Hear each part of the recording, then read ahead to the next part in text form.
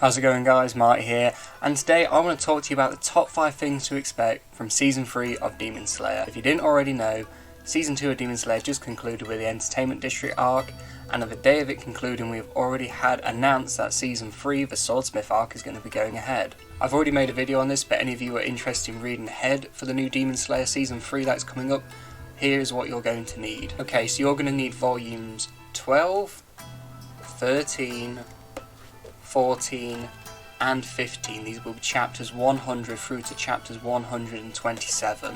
So in no particular order, let's start with number 1, and number 1 is the new Hasheras. These new Hasheras being Mutro Tokito, which is the Mist Hashera and is a complete badass, and is also about the youngest member of the Hasheras, but is probably one of the most powerful. And the other being everyone's favourite, Mitsuri Kanroji, the Love Hashera, who we see a lot more of.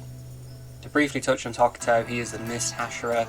He is a complete badass. He is a real cold person, but he does warm up eventually. But he is a real, quite emotionless person, a badass in this. He is probably the most badass Hashera we've met yet. Like, Tengen was cool, but Tengen was flashy, whereas Tokito is just, he's just ruthless. He's literally ruthless. And being the Mist Hashera is one of the coolest abilities we've seen yet. His mist forms are just amazing. A lot of illusionary stuff he uses, a lot of diverging attention from him and using his mad speed to just absolutely mess demons up. And then Mitsuri, she is the Love Hashera. She uses quite a very unique sword, which is almost like a whip form, and it is very unique to her, and it is, I can't wait to see how they're going to animate this, because in the manga at least it is amazing.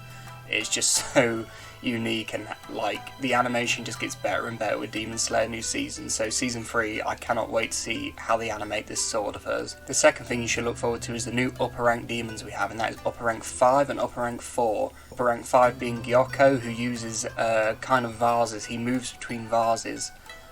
He is ruthless. Like I say, we're going up with the upper ranks now. They're getting harder and harder, and Gyoko is by no means a weakling. But the Swordsmith arc is very unique in the fact that we've got 2 demons to face this time. Obviously it has happened in previous ones with the lower rank demons, but this is facing an upper rank 5 and upper rank 4 together. And this is going to be the biggest challenge for a Hashera and Tanjiro so far, having to face 2 upper ranks at the same time.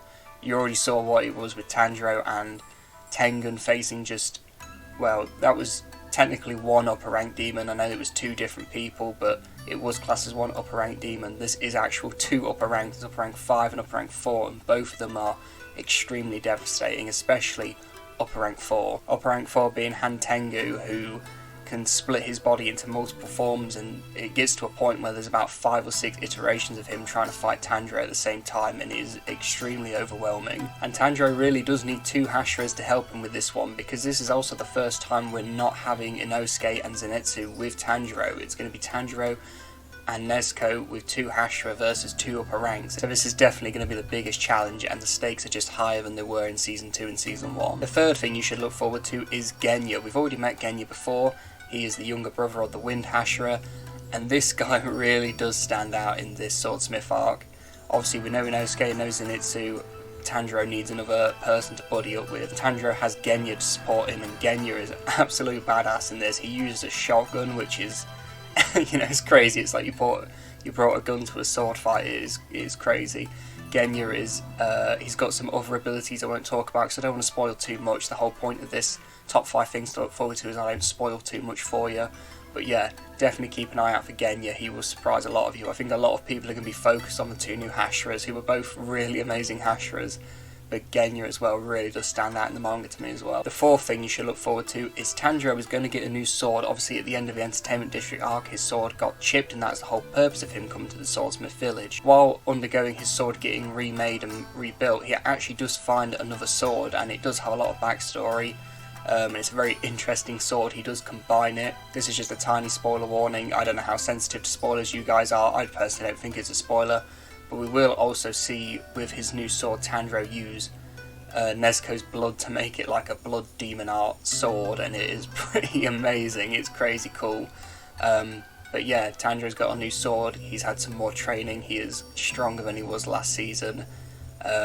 He's really becoming a force to be reckoned with. And number 5, and the final thing you should be looking forward to, is this is a heavily backstory driven arc, and it is really good. I feel like season 1 and season 2, obviously season 1 was introducing us, Entertainment District arc was really action heavy, but this one is still action heavy, but it is actually progressing the story forward. We get a lot of backstory for Zirashiki.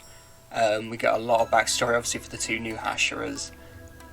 Both have amazing backstories, especially Mitsuri's. I wasn't expecting, I think because people just simp over her so much, you kind of forget she has a really good backstory about identity crisis and things like that. It's going to be really interesting covering 2 Hashira backstories as well as Ziroroski, more backstory for him. So thank you guys for watching. I just wanted to do a little prep video for people who might be interested in watching the new series of Demon Slayer. I don't know when we're going to get it. Hopefully it's going to be soon. Yeah, thank you guys for watching, and I'll see you next time.